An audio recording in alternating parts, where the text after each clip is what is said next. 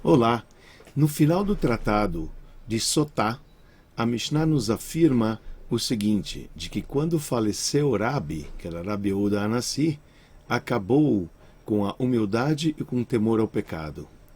Curioso que, mais para frente, o sábio Rav Yosef, que era um sábio que veio geração posterior à época da Mishnah, na época da Gemara, Rav Yosef, ele diz, olha, mestre da Mishnah não deveria escrever que quando faleceu Rabi acabou os humildes, porque afinal de contas, eu sou humilde.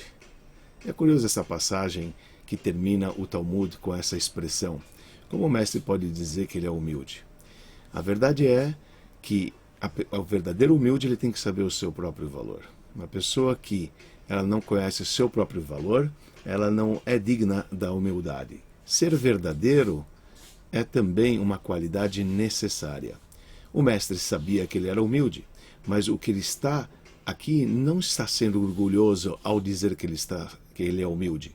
O que ele está se referindo é que não deveria estar escrito quando faleceu o Rabi, acabou a humildade.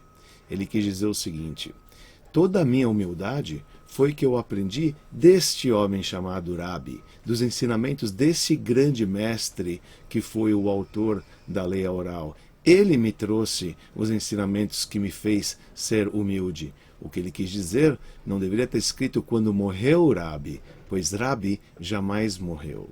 O mestre do Talmud que me ensinou a ser humilde, enquanto eu sou humilde, Rabi, ele não faleceu. E isto é algo que a gente pode aplicar nas nossas vidas também.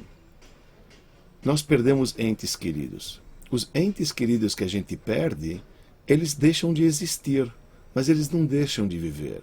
Enquanto nós carregamos o legado da pessoa que passou, nós vivemos. Nós vivemos e nós continuamos o legado do outro, fazendo com que ele também viva.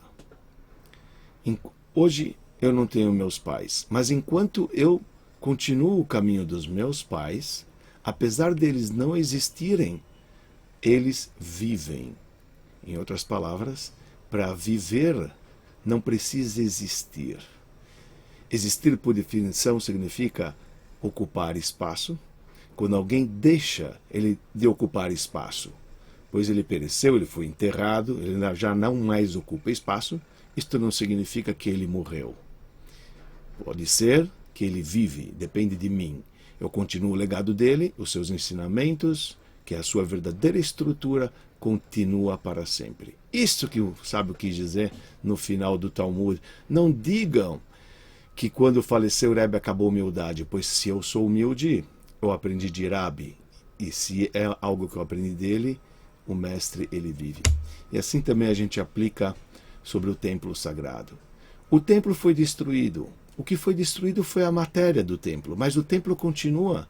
Em nossas orações pedimos para Deus restaurar Jerusalém e o templo. Estamos nesses 9 dias, dias que semana que vem a gente vai chegar, que não chegue a data, mas caso contrário, se Mashiach não chegar, é a destruição dos 2 templos. O que Deus destruiu foi apenas a matéria. O espírito do templo continua. O legado do templo vive. Por isso os sábios também dizem que Rabi Shimon Bar Yochai, na época do templo, na época que ele passou depois da destruição do templo, para ele era como se o templo tivesse existido durante toda a vida dele.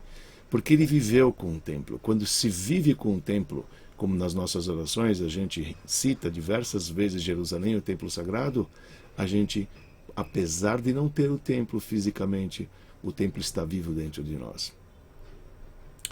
Devemos levar essa lição e saber que para viver não precisa existir. E nós podemos estar com todos aqueles que foram, com todas as pessoas queridas que se passaram, basta a gente seguir o seu legado, e assim a gente perpetua elas aqui na Terra, pois elas sempre vivem, enquanto nós seguimos o seu legado. Shabbat Shalom.